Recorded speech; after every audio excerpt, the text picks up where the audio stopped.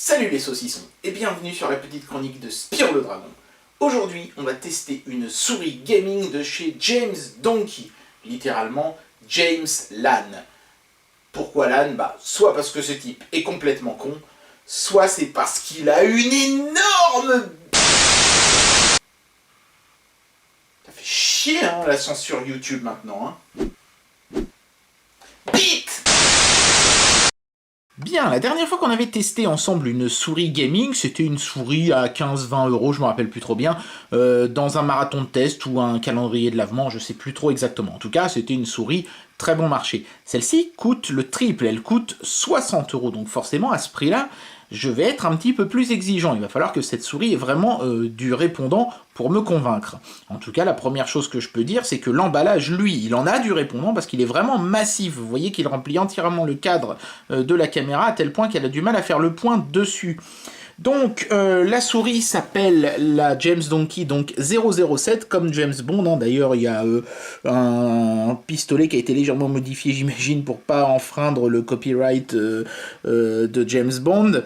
Natural Born Player, et un truc marqué en chinois, je ne sais pas ce que c'est. Sur le côté, on peut voir le logo du fabricant, donc James Donkey, donc un âne, effectivement. Et puis en dessous, ici, on a un certain nombre d'indications. Donc on a une espèce de certificat d'authenticité collé ici sur le côté, une sorte de petit hologramme. Et puis plusieurs choses d'inscrites, notamment l'adresse du fabricant. Et les diverses icônes d'empilage, etc. Donc pour la manutention. Voilà, c'est très basique comme emballage. Il n'y a rien sur les côtés, c'est tout noir partout. Donc on va tout de suite procéder à l'unboxing. Bien, alors allons-y. Hop. Donc ça s'ouvre comme ça verticalement. On tombe tout de suite sur un carton qui nous indique les différents organes de la souris et les différents accessoires qui sont fournis avec. Parce que vous allez voir que forcément, à l'intérieur de ce grand coffret, il y a beaucoup de choses. Voilà, donc c'est à la fois en chinois et en anglais, on vous dit notamment ce qu'il y a dans l'emballage, les différentes informations techniques, donc on monte quand même jusqu'à 8200 dpi, et bien sûr c'est ajustable, et la fréquence des captures de la caméra optique est de 1000 images par seconde, 1000 Hz. Donc c'est assez énorme aussi. L'accélération maximum 30G et la longueur du câble 1,8 m. Donc on est quand même sur quelque chose de sérieux. Il y a 7 boutons en plus sur cette souris. Le poids est assez restreint, 100 à 150 grammes. Certains gamers aiment bien les souris lourdes. Celle-ci ne l'est pas vraiment. Et en plus de ça, vous ne pouvez pas augmenter le poids, ce qui est d'ailleurs un petit peu dommage. Donc on vous explique un petit peu le principe de fonctionnement des différents accessoires. Enfin, je vais vous montrer ça. Le système de réglage du DPI justement, et donc un éclaté de tous les accessoires. Voilà, donc on va tout de suite regarder ça. Bon, ça c'est une bête carte de garantie, c'est marqué quasiment tout en chinois, donc je ne m'attarde pas là-dessus. Il y a un bloc de mousse, une mousse assez dense, assez épaisse, et regardez en dessous ce qui s'y cache. D'ailleurs, vous pouvez voir qu'elle a été creusé pour que les différents accessoires se soient bien calés à l'intérieur, que ça se balade pas. Et regardez-moi cette beauté. On se croirait presque devant, vous savez, une boutique de tuning pour pièces automobiles. On a une souris rouge, mais elle est disponible en plein de couleurs. Vous pourrez aller voir sur le site. C'est Amazon, le distributeur. Je mettrai un lien dans la description de la vidéo. Donc les différents accessoires sont clipsés en fait dans le fond qui est en plastique très rigide. C'est très joli. En tout cas, on ne peut pas enlever, on peut pas nier le soin important qui a été accordé au packaging. Donc, on a différents accessoires, je disais. Donc, ici, vous avez ce qu'ils appellent l'aile gauche de la souris. Ici, vous avez l'aile droite, donc il y a plusieurs éléments également. Et vous avez un fond. Donc en fait ça c'est le bas de la souris, il est clipsé, bon je vais peut-être pas essayer de m'amuser à le défaire, mais il est clipsé dans le fond ici. En fait vous voyez les patins qui ici sont en alu, et ceux qui sont sous la souris déjà préinstallés sont en téflon, donc chacun verra midi à sa porte à ce niveau-là. Je sais qu'il y a des gens qui préfèrent quand ça glisse super bien et d'autres qui aiment bien quand c'est un petit peu plus résistant, donc vous pourrez choisir. Et puis on a des pièces donc pour le bas de la souris, qu'ils appellent le bas, oui, RIA. Voilà, donc c'est pas bien complexe. Étonnamment, il n'y a que cette pièce-là qui a le logo de la souris 007, qui apparemment est un logo rétro-éclairé. On peut voir un petit peu le principe d'ailleurs de fonctionnement de chaque pièce. Donc il y a des petits aimants hein, pour que ça se magnétise. Et puis il y a un petit connecteur pour faire passer les données et ou l'électricité. Voilà, bon bah maintenant on va totalement sortir tout ça de l'emballage et voir un petit peu comment ça marche de plus près. Bien voilà, donc je vais pas commencer à vous montrer la souris avant d'avoir clipsé un minimum d'accessoires dessus, parce qu'en l'état elle est inutilisable, mais je peux déjà vous dire que le cordon qui est fourni avec est de belle qualité, puisqu'il est en tresse, hein, en tissu, ce qui est toujours mieux, ça évite que ça s'en mêle, et puis surtout ça évite que ça s'use trop vite. Les câbles en caoutchouc ont une durée de vie moindre. Donc on va prendre quelques... Donc j'ai pas vérifié s'il faisait bien 1m80, mais c'est vrai qu'il a l'air d'être d'une belle longueur. Et puis il y a une petite magnétite dessus pour éviter les parasites. Donc voilà, ça plaira aux puristes. Maintenant, ce que je vais faire, je vais prendre quelques accessoires comme ça, tels qu'ils me viennent. Je vais pas vraiment chercher. Donc, je vais mettre ça, ça, ça et ça, voilà, que j'ai pris dans l'emballage. Donc, comment est-ce qu'on défait le fond? Ah bah, c'est simplement magnétique, hein. On tire dessus, comme ça, clac, vous voyez, ça se met en place tout seul, tac, il y a des petits aimants. D'ailleurs, ils ont mis apparemment des petits plastiques de protection sur les patins en téflon. Donc ça, c'est une bonne idée. Voilà. Donc, un grand patin très large sur le devant, deux plus restreints ici, et un sur le côté à l'endroit où vous allez exercer, je pense, le plus de pression. C'est plutôt bien vu. Donc si je veux mettre celui qui a, vous pouvez voir la différence, hein. Si je veux mettre celui qui a les patins en alu, eh ben c'est purement magnétique, j'ai juste à faire, dans le bon sens c'est mieux, clac, voilà, et c'est fait, et c'est prêt. Je sais pas, j'ai l'impression qu'il y a un scotch aussi là au milieu, oui il y en a un. Voilà, oh regardez-moi ça comme c'est joli, ça brille. Et là vous êtes prêt à utiliser, donc évidemment le capteur se trouve ici, hein, au centre de la souris. Moi je préfère, parfois ils les mettent sur les côtés en se disant c'est pas grave, etc. Moi j'aime mieux que ce soit au centre, c'est certainement idiot, hein, ça sert à certainement à rien que ce soit au centre, mais je préfère. Je vais me débarrasser de tous les petits scotch.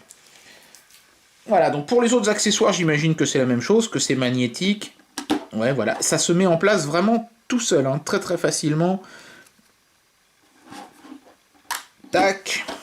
On a l'impression presque de jouer avec un Transformers. Et tac. Voilà, et là j'ai ma souris qui est prête à être utilisée. Donc si vous trouvez que c'est pas confortable, que c'est trop gros ou autre, eh ben, vous prenez simplement d'autres petits accessoires magnétiques dans le packaging et vous pouvez vous servir de votre souris immédiatement. Et je trouve que c'est vraiment super, hein. Enfin, moi j'aime beaucoup. Très confortable. On est vraiment bien là. Franchement, c'est très sympa. Donc, au niveau des boutons, on a deux boutons latéraux ici, hein, qui pourront être vos précédents suivants d'internet, j'imagine. Ici, on a un bouton, mais c'est sur l'accessoire, hein, détachable. Donc, si vous n'en voulez pas, vous pouvez mettre un accessoire où il n'y a pas le bouton. Et vous en avez un autre où le bouton se trouve à l'avant de l'accessoire. Donc, vous pourrez choisir un petit peu comment vous voulez que ce soit. Ici, donc, sur le dessus, on choisit les DPI plus forts ou moins forts. Et puis, on a un éclairage, en fait, on le voit mieux si j'enlève cette portion-là de la souris. Hop.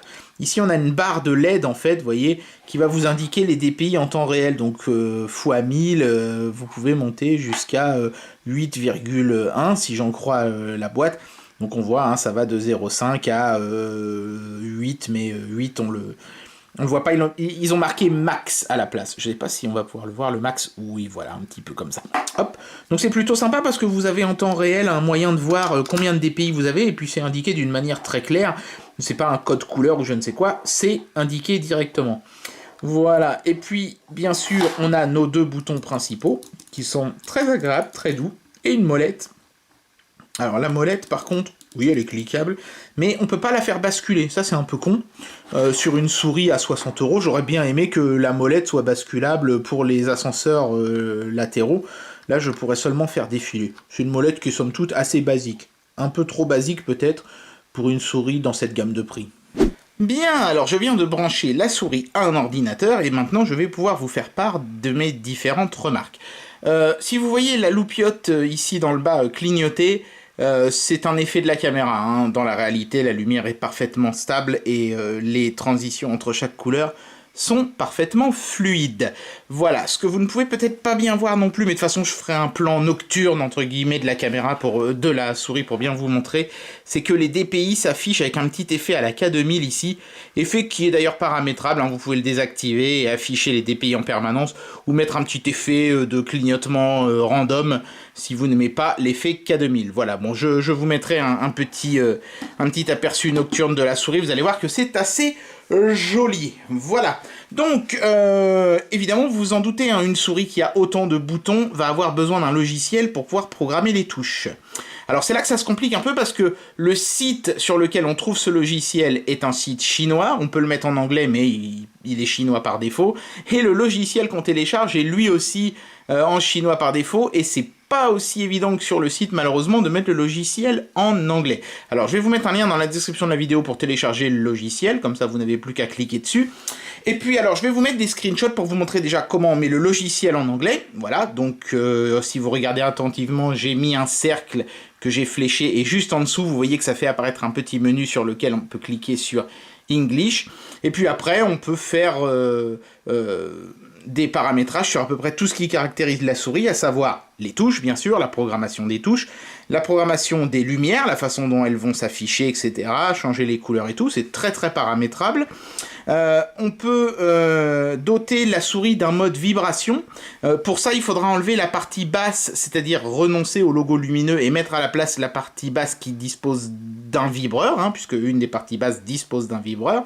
Voilà, et puis après, on peut régler quand est-ce que le vibreur se déclenche. Bon, ce sont des vibrations similaires à celles d'une manette de jeu.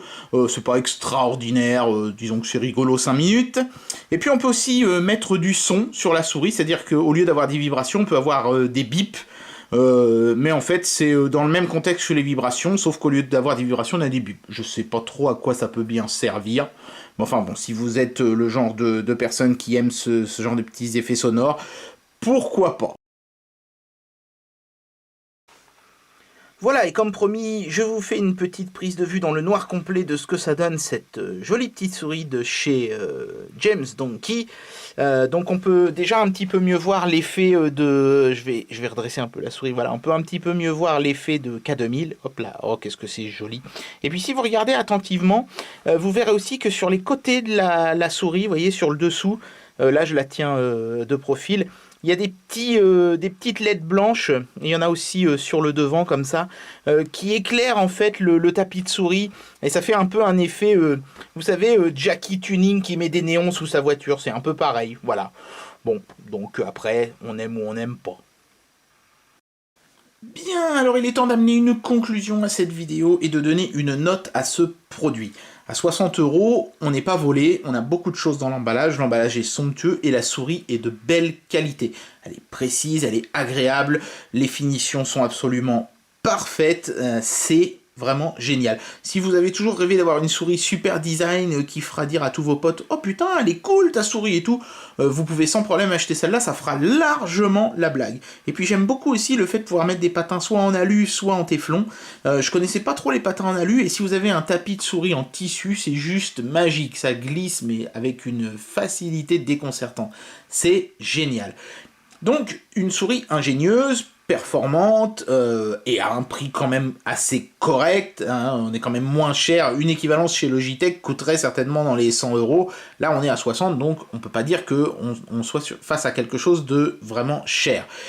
Allez, il n'y a qu'un seul bémol, et ça va faire perdre une étoile à ce produit, je regrette, mais c'est comme ça, c'est la molette de souris qui est franchement un peu cheap. Sur un produit aussi sophistiqué, on aurait dû avoir au moins une molette avec un système de vous savez, métallique qui permette de donner une petite impulsion et de faire défiler des longues pages, par exemple, d'un coup de doigt.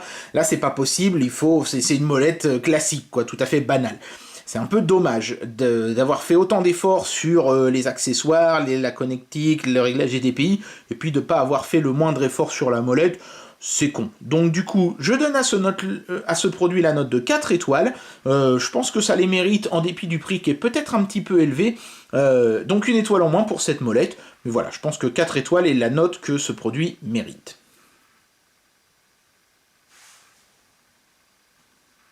Et bien voilà, c'était le test de cette souris gaming de chez James Donkey.